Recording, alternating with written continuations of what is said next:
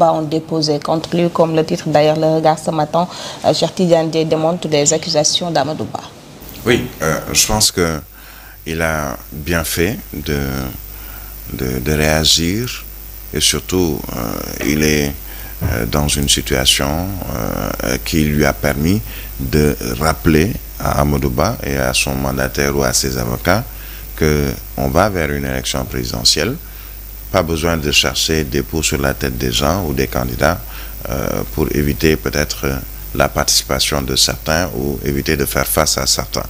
Et il a rappelé effectivement qu'il n'est pas du parti PASTEF.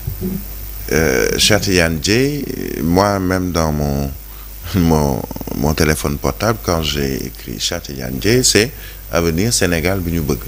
Ça veut dire que tout le monde savait qu'il n'était pas dans le parti PASTEF. C'est sa proximité avec Ousmane Sonko ne doit pas être un prétexte pour dire non, il est membre du parti PASTEF ou il a la même vision que Ousmane Sonko, même s'il peut avoir la même vision ou avoir le même projet ou en tout cas avoir des similitudes avec Ousmane Sonko, il demeure qu'il a un mouvement politique. Il a rappelé que son mouvement date d'assez longtemps. Il n'est jamais allé au ministère de l'Intérieur pour transformer le mouvement en parti politique.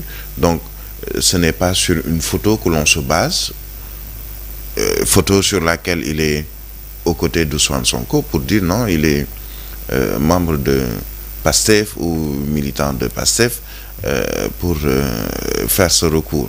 Maintenant, je pense que, comme il a dit, le Conseil constitutionnel sera raison garder par rapport à ce recours-là, ou en tout cas cet élément sur le recours concernant Cheikh Tidiane Dièye, pour dire mais il ne milite pas dans un parti politique qui est le parti PASTEF ou ex-parti PASTEF, c'est ce nom, et qu'il a son mouvement politique et il a été mis en selle par des indépendants, par des personnalités politiques qui ont demandé qu'il soit candidat à la présidentielle de 2024 et du 25 février donc 2024. Tout ça pour dire finalement qu'il y a des recours qui sont à mon sens illogiques ou qui ne devraient pas prospérer devant le Conseil constitutionnel. Il nous reste encore quelques heures pour savoir ce que décidera le Conseil constitutionnel. Ce sera donc demain et au moins tout le monde saura qui est quoi et où on va aussi.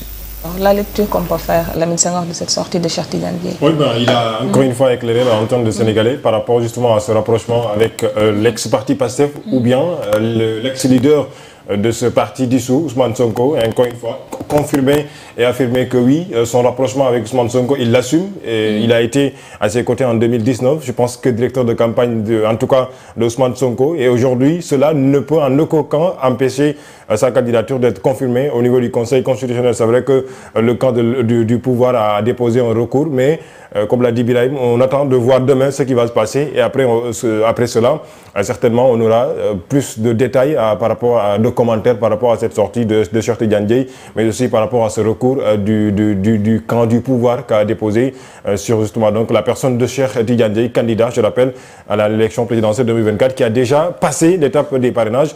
On verra ce qui va se passer demain à partir justement donc de ce samedi quand le Conseil constitutionnel sortira la liste des candidats officiels pour l'élection présidentielle 2024. Birahim, la liste définitive des candidats sera publiée demain. On voit sur Walf Quotidien la photo de Diomaye Faye, Sonko et Karim Wade, des candidats en sursis. Oui, en sursis pour qui? En sursis selon qui aussi? Je pense que pour Diomaye, les explications ont été claires des membres du parti PASTEF, notamment de El Hadj Malick Ndiaye, sur le sujet. Pour Ousmane Sonko également, puisqu'on nous dit c'est une pièce qui manque et on a prouvé avec ses avocats, avec ses mandataires, que cette pièce qui manque, c'est du fait de l'administration qui n'a pas respecté une décision de justice, mais s'il s'agit d'une caution, elle a été déposée. On leur a remis une attestation ou une quittance pour montrer qu'ils ont déposé et ensuite revenir pour leur dire non, vous n'avez pas le droit de déposer, on vous renvoie vos 30 millions. Est-ce que c'est à l'administration de constater si quelqu'un est éligible ou non électeur? puisque c'est cette même administration qui a accepté, ou qui, c'est en tout cas ce qu'on a supposé, la caution de ce Thierno-là qui est allé même, Thierno Cissé, devant le Conseil constitutionnel avec 13 députés inexistants du Sénégal. C'est cette même caisse de dépôt et de consignation qui a accepté la caution d'un Mohamed Ben Diop qui, selon le Conseil constitutionnel, n'est ni électeur ni éligible, alors qu'il a voté durant les dernières élections.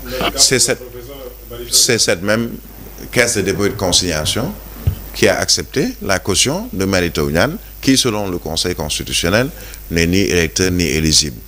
Et, paradoxe, cette même caisse de dépôt et de consignation qui dit non, Ousmane Sonko n'est ni électeur ni éligible. Alors que l'administration a pour rôle de tout simplement remettre les fiches, remettre les actes administratifs à un candidat à la candidature et se garder de prendre la place du Conseil constitutionnel. J'ai vu une contribution du professeur Mary Teuw Niane justement sur le sujet pour dire au Conseil constitutionnel: demain, vous avez la latitude de prouver au monde entier, au Sénégal en particulier, que la justice est au-dessus par rapport à l'administration, et que quand une décision de justice tombe, l'administration n'a pour objet ou n'a pour rôle que d'appliquer une décision de justice. Et 2 décisions de justice concernant Ousmane Sonko l'ont remis dans le fichier électoral en tant qu'électeur et éligible, et l'administration, à travers la caisse de dépôt et de consignation, qui a dit non, on ne va pas vous remettre ou on ne va pas accepter votre caution. Il y a un problème et il y a mal donne, comme on le disait hier aussi. Maintenant, on attend demain, par rapport à ces différents cas dont on parle, Diomaye, Sonko, Karim Wade. Pour le cas de Karim Wade également, je pense que le problème, à mon sens, est réglé. Pas parce que l'administration française ou le Premier ministre français a sorti un décret peut-être il y a quelques jours pour dire que non, il n'est plus français, mais parce qu'il devrait normalement prouver avec son mandataire ou ses mandataires qu'il avait déposé pour une déchéance de sa nationalité ou pour se départir de cette nationalité française depuis assez longtemps, et peut-être que par un pur hasard, c'est seulement il y a 2 ou 3 jours que la décision est tombée en provenance de la France et du Premier ministre français. La publication définitive, il n'y a pas que ces 4-là, puisque ce qu'on nous a en tout cas fait savoir, c'est que tous les candidats ont la possibilité et ont eu la possibilité en 48 heures, donc entre le lundi et le mardi, de déposer des recours concernant la liste et concernant même leur propre candidature.